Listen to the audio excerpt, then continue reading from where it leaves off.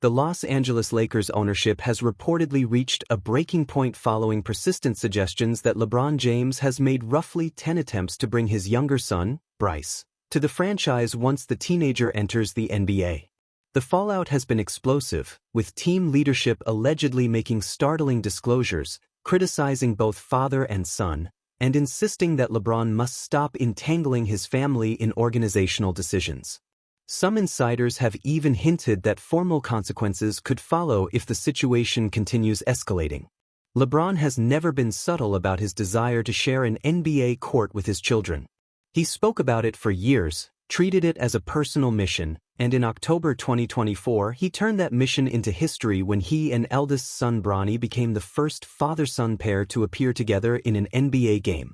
Almost immediately, public attention pivoted to the obvious follow-up question: would LeBron pursue the same achievement with his second son, Bryce? Bryce Maximus James, born June 14, 2007, is currently a freshman guard for the Arizona Wildcats of the Big 12 Conference. Standing 6 feet 5 inches and weighing 195 pounds, the Akron, Ohio native attended Sierra Canyon High School and primarily plays shooting guard. The speculation about LeBron wanting Bryce on the Lakers gained serious momentum when former NBA center Dwight Howard, appearing on the podcast Pod with Paul George, claimed LeBron told him directly. He said he wanted Bronny and he said he's trying to get Bryce. Howard elaborated further, suggesting LeBron envisioned both sons suiting up for Los Angeles while wife Savannah eventually took ownership of the team, a comment delivered with a grin and almost certainly exaggerated for effect. Still, the central claims spread rapidly and took on a life of its own, particularly given LeBron's well-documented history of shaping Lakers' personnel decisions. The most glaring example came in 2021, when the franchise traded for Russell Westbrook, a move widely understood as an attempt to appease LeBron. It backfired badly. The team posted a 33-49 record, missed the playoffs entirely, and when accountability was sought, LeBron was perceived as distancing himself from the failure. Then came the Bronny controversy.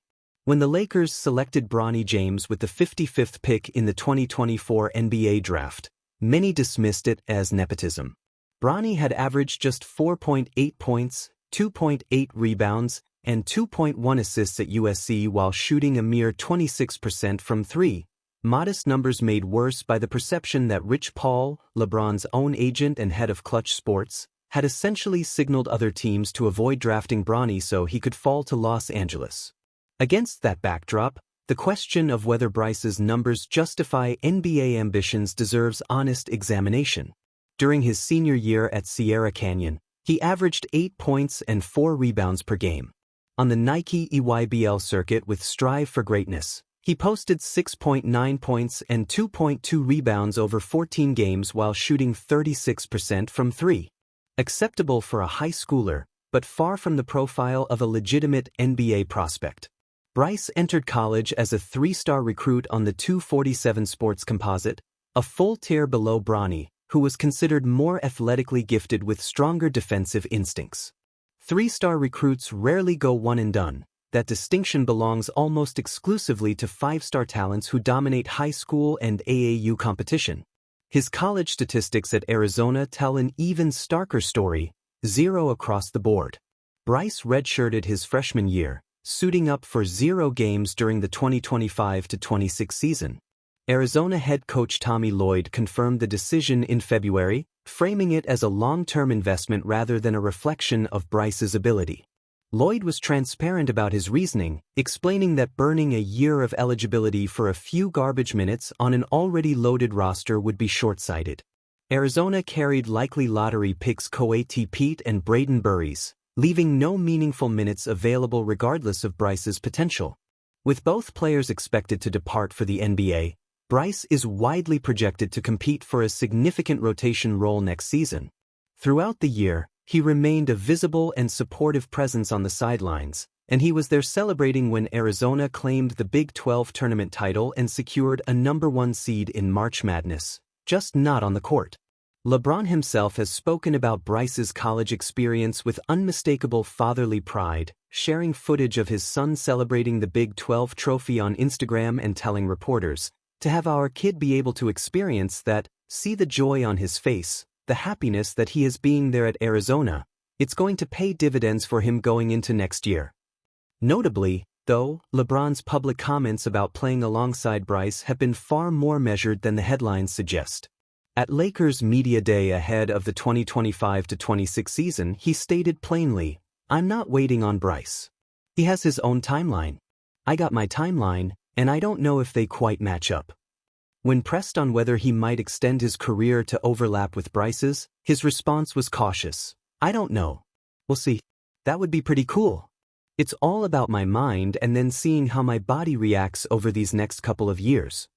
The reality of LeBron's physical condition makes any such dream increasingly difficult to sustain. At 41, he has played 46 games this season, averaging 21.3 points, 7.0 assists, and 5.7 rebounds, all while managing foot arthritis and a hip injury. He was at one point rehabbing through the South Bay Lakers G League affiliate after a sciatica injury sidelined him since the preseason. He has spoken openly about confronting the end of his career. At this point, you think about when the end is. Those thoughts always creep into your mind. His agent Rich Paul has signaled to ESPN that James and the Lakers are no longer fully aligned, and a viral video of LeBron acknowledging that Savannah wants him to retire has only deepened speculation. The consensus forming around the James camp is that the 2025-26 season may be his last in a Lakers uniform. The ownership situation adds further complexity to the story. An extensive ESPN report published in January 2026 revealed deep fractures in the relationship between LeBron and Lakers governor Jeannie Buss, coinciding with details of the franchise's $10 billion sale to billionaire Mark Walter finalized on June 18, 2025. The report described Jeannie as having developed quiet resentment toward LeBron, irritated by his outsized ego, frustrated by his lack of accountability after the Westbrook disaster, and privately expecting gratitude after the Lakers used a draft pick on Bronny. That gratitude she reportedly felt never arrived. The relationship deteriorated so severely that Jeannie allegedly considered trading LeBron to the Crosstown Clippers in 2022, just 2 years after he delivered the franchise its first championship in a decade. She publicly pushed back on the report through a statement in The Athletic, calling it unfair to LeBron given everything he contributed. LeBron responded with characteristic indifference. "Quite frankly, I don't care about articles, stories, podcasts, and all that type of stuff. It don't bother me." With Jeannie no longer holding financial authority, she retains the governor title for 5 more years, but the economic power has shifted. Any future decisions involving players named James would fall to Walter's regime entirely. That regime has already announced its intentions loudly. The blockbuster trade that brought 26-year-old Luka Doncic to Los Angeles stands as the clearest possible statement that the franchise is moving on. LeBron exercised his $52.6 million player option to stay this season, but reports suggested he was ambivalent about remaining after it became clear Doncic was the new cornerstone. The influence LeBron and Clutch Sports once wielded over Lakers basketball operations has visibly and significantly diminished. Former players have noted the irony threading through this whole controversy. Rapper and ex-NBA player Mahi observed that Jeannie Buss, who inherited the Lakers from her father Dr. Jerry Buss without competing for the privilege, is herself a beneficiary of the very nepotism she seems to resent when LeBron practices it. Former point guard Jason Williams was more blunt, arguing that someone who just completed a $10 billion sale has little standing to concern herself with a departing star's family ambitions, suggesting she simply enjoy her windfall and move on. The arithmetic of the father and both sons' dream is ultimately unforgiving. Bryce's redshirt year pushes his earliest NBA arrival back by at least 1 season. If he remains in college for 2 or 3 more years, entirely reasonable for a player still developing, LeBron would need to keep playing until he is 44 or 45. He has essentially acknowledged that scenario is not realistic. If Bryce instead enters the draft after his freshman year like Bronny did, he faces a genuine risk of going undrafted, which would allow any team, including the Lakers, to sign him as a free agent.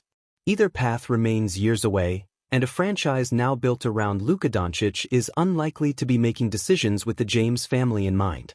What this entire saga reveals is less about Bryce's basketball future and more about the extraordinary, complicated legacy LeBron has left on the Lakers organization. He arrived, revived a dormant dynasty, won a championship in 2020, shaped front office decisions to his preferences, and got one son drafted by the team. Now, as the franchise methodically moves past the era he defined, his youngest son's name is generating national headlines despite the teenager never having played a single college minute. That, more than anything else, is the LeBron effect.